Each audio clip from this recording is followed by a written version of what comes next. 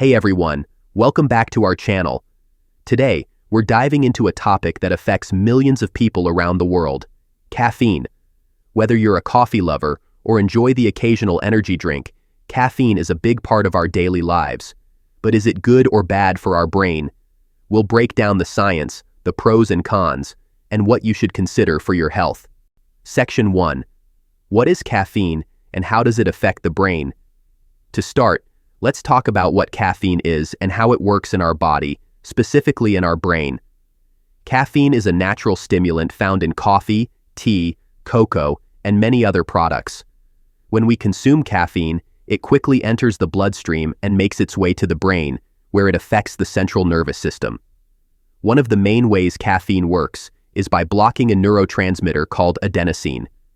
Adenosine is responsible for making us feel tired, so when caffeine blocks it, we feel more awake and alert. This is why so many of us reach for coffee or tea to start our day or get a quick boost. Section 2. Short-term benefits of caffeine for the brain. Let's dive into some of the short-term benefits caffeine offers to the brain. One of the most well-known effects is enhanced alertness. Since caffeine blocks adenosine, it can make you feel more awake, which is ideal for a morning pick-me-up or during that afternoon slump. Caffeine has also been shown to improve reaction times, increase focus, and even elevate mood temporarily.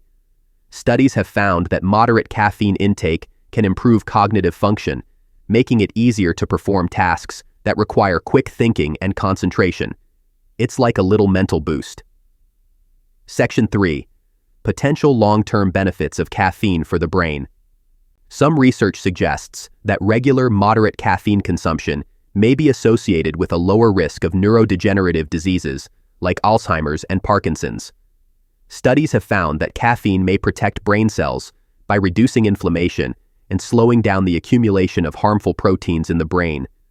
While it's not a cure, it's interesting to see that caffeine might have a role in preserving cognitive health as we age. Section 4. The downsides of caffeine for the brain. Of course, caffeine isn't all benefits. Let's discuss the downsides. One of the most common issues with caffeine is its impact on sleep. If you consume caffeine too late in the day, it can interfere with your sleep quality by blocking adenosine and keeping you alert when you should be winding down. Lack of sleep can have serious effects on brain health, such as reduced memory, focus, and emotional stability. Also, consuming high amounts of caffeine can lead to dependency and tolerance, meaning you might need more caffeine over time to feel the same effects. This can lead to withdrawal symptoms like headaches and irritability. Section 5. How much caffeine is too much? So, how much caffeine is safe? Experts generally recommend limiting caffeine intake to around 400 milligrams per day, which is about 4 cups of coffee. However, individual tolerance varies, and what works for one person might be too much for another. Consuming more than 400 milligrams can increase the risk of anxiety, rapid heart rate, and even make it harder for some people to concentrate. Finding the right amount for you is crucial to enjoy the benefits without the side effects. Section 6. Caffeine and mental health. Next, let's discuss caffeine's impact on mental health, especially regarding anxiety and depression. Caffeine can be a double-edged sword. For some, it provides an energy boost, but for others, it can increase anxiety symptoms by triggering the release of stress hormones like cortisol. For people with anxiety disorders, high caffeine intake might exacerbate symptoms like nervousness, restlessness, and even panic attacks. When it comes to depression, studies show mixed results. Caffeine can improve mood temporarily, but dependence on it might contribute to mood instability over time. Section 7. Healthiest ways to consume caffeine. Let's explore some healthier ways to enjoy caffeine. For example, choosing natural sources like coffee and tea provides additional health benefits. Coffee is packed with antioxidants, while green tea contains an amino acid called L-theanine, which promotes relaxation and counteracts caffeine's jittery effects. Avoid energy drinks or sodas with caffeine, as they're often high in sugar and artificial ingredients that can negatively impact health. Drinking your caffeine earlier in the day and with food can help reduce side effects as well. Section 8. Alternatives to caffeine for brain health and energy. If you're looking to cut down on caffeine, there are other options to boost energy and mental clarity.